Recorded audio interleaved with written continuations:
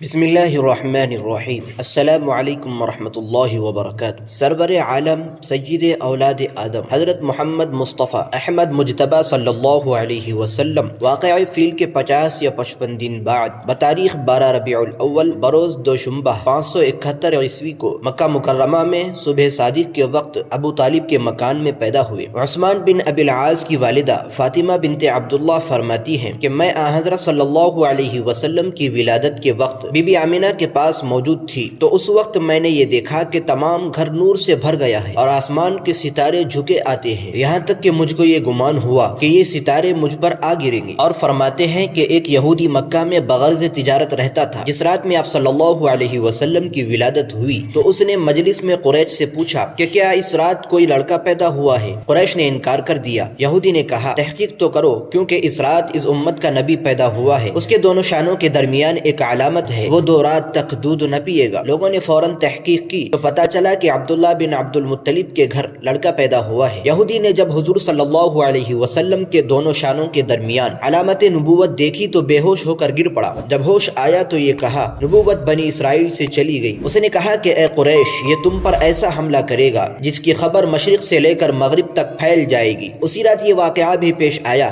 کہ کسریٰ کے ایوان میں زلزلہ آ گیا، جس سے محل کے 14 کنگرے گر گئے اور فارس کا آتش کدہ جو ہزاروں سال سے روشن تھا بجھ گیا، جس سے کسریٰ پریشان ہو گیا۔ لگے ہاتھوں کچھ درباریوں نے کہا کہ ہم نے خواب دیکھا کہ سخت اونٹ عربی گھوڑوں کو کھینچے لے جا رہے ہیں اور دریائے دجلہ سے پار ہو کر تمام ممالک میں پھیل گئے۔ کسریٰ نے ایک شخص جس کا نام عبد المسیح تھا اس خواب اور واقعے کی تحقیق کے لیے اس کے ماموں سطیح کے پاس بھیجا تو سطیح نے ان تمام باتوں کو سن کر کہا کہ اے عبد المسیح، خوب سن لے، جب کلام الہی کی تلاوت کثرت سے ہونے لگے اور صاحب عصا ظاہر ہو اور وادی سماوا رواں ہو جائے اور دریائے سابا خشک ہو جائے اور فارس کی آگ بجھ جائے تو سطیح کے لیے شام نہ رہے گا۔ بنی ساسان کے چند مرد اور چند عورتیں بقدر کنگروں کے بادشاہت کریں گی اور جو شے آنے والی ہے گویا کہ وہ آ ہی گئی۔ یہ کہتے ہی سطیح مر گیا۔ عبد المسیح نے واپس آ کر یہ تمام واقعہ بیان کیا۔ کسریٰ نے یہ سن کر کہا کہ 14 سلطنتوں کو گزرنے کے لیے ایک زمانہ چاہیے، مگر زمانے کو گزرنے کیا دیر لگتی ہے؟ 10 سلطنتیں تو 4 سال ہی میں ختم ہو گئی اور باقی 4 سلطنتیں حضرت عثمان غنی رضی اللہ عنہ کے زمانے خلافت تک ختم ہوں۔ انشاءاللہ اگلی قسط حضور صلی اللہ علیہ وسلم کا نام رکھنے اور عقیقے پر ہوگی۔